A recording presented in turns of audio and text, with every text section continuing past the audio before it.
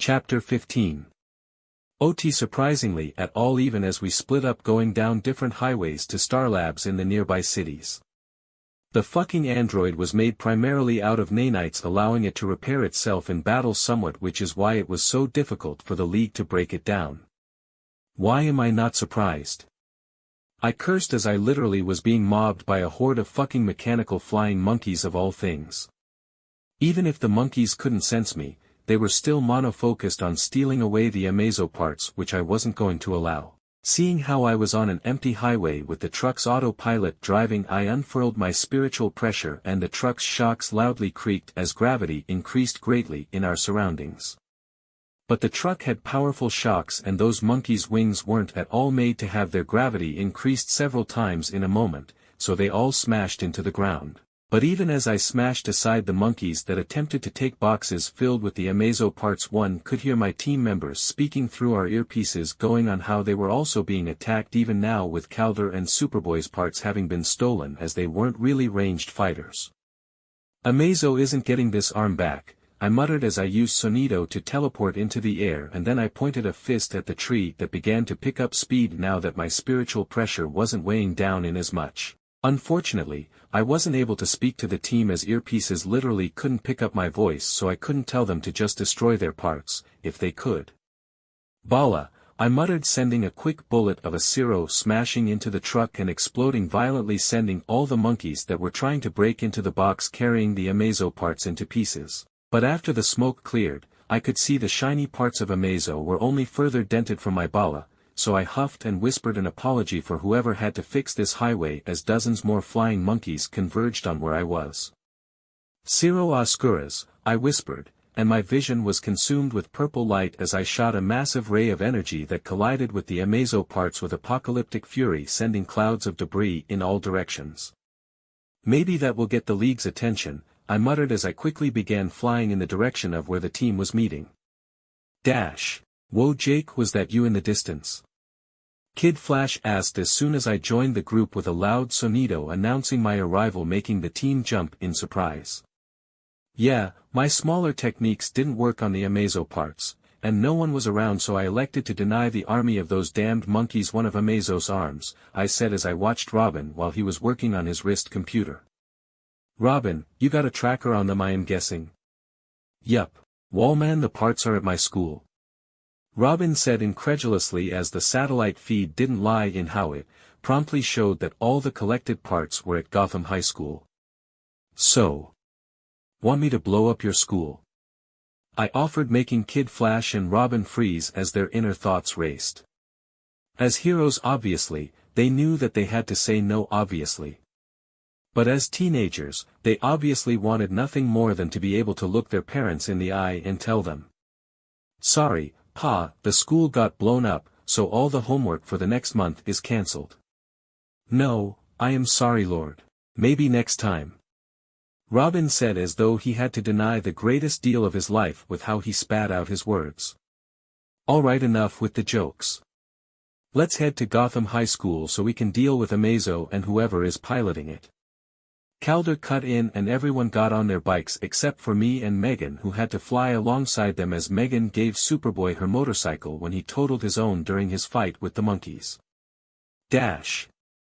A while later, once we arrived at Gotham High School, Robin told us where we needed to go. "The trackers say all the parts are in the gym, so come on guys, and try not to destroy my school too badly," he added as we all ran to catch up with him. I couldn't help but think, however, that Robin took entirely too much joy when he kicked open the doors to the gym. "Surrender, Tio Moro, you are outnumbered," Robin ordered. The man who was fixing the Amazo machine stood up wearing a sarcastic grin as he stepped away from the machine as though he was trying to look harmless. "Oh, don't worry little sidekicks, I won't be causing you any troubles. But my masterpiece here will." He clapped and then spoke commandingly. "Amazo, tear apart these sidekicks." Amazo then abruptly sat forward and began to fly in the air as he spoke in a monotone. "Access Superman."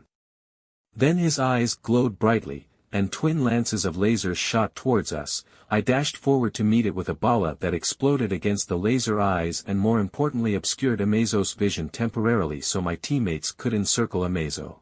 "Access Black Canary," Amazo said through the smoke, and then I was smashed through the walls of the gym as a powerful sonic wave slapped into me. Even as I got back to my feet, I could hear Amazo switching to Martian Manhunter's power of intangibility, allowing Superboy's punches and grapples to go through his body and allow the android to simply punch Superboy with impunity as he kept his fists solid.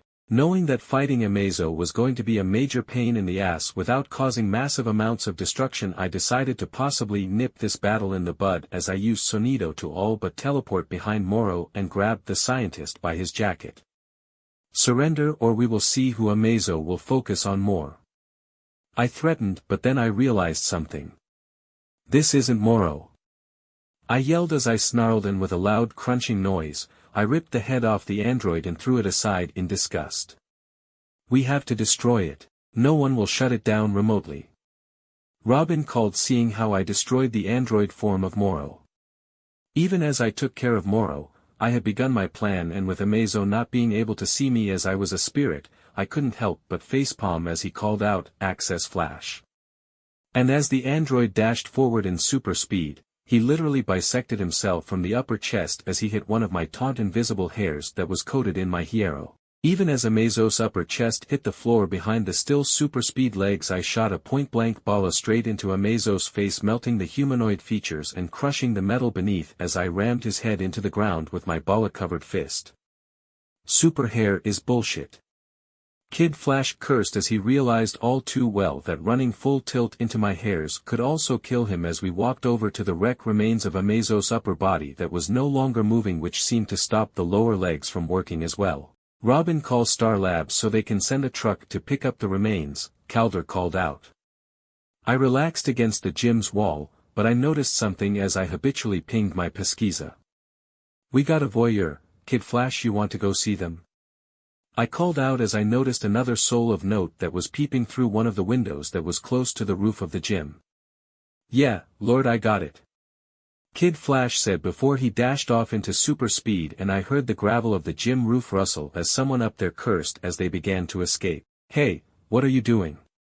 We heard Kid Flash's question from the open window the person was previously peeking through, but then his question was responded with a loud bang and a stinging burst of light that broke through the open window. "A civilian wouldn't have a flashbang," I said before Calder cleared his throat. "Superboy, go ahead and make sure whoever is out there isn't trying to get the Amazo parts," the leader of the team ordered, and the clone shattered the polished wooden floor of the basketball court as he jumped through the open window that the person was looking out. "Should we continue taking these parts to Star Labs, or will we just wait for the League to come pick them up?" As we played the bait and got another android for our troubles, I said, pointing to the remains of the Moro android I destroyed. Robin, who was tapping away at his wrist computer, answered me as Calder was clearly considering our options. I told Batman what has happened, and he said to finish escorting everything to Star Labs so they can research and finally safely destroy it in time. As we began putting all the Amazo parts together, Miss Martian helpfully made sure nothing managed to escape our eyes with her telekinesis, and finally, the two we sent out returned with Superboy helping carry Kid Flash back into the gym. "You alright, kid?" Robin asked, seeing his friend obviously struggling to stand. "Yeah, I will be fine.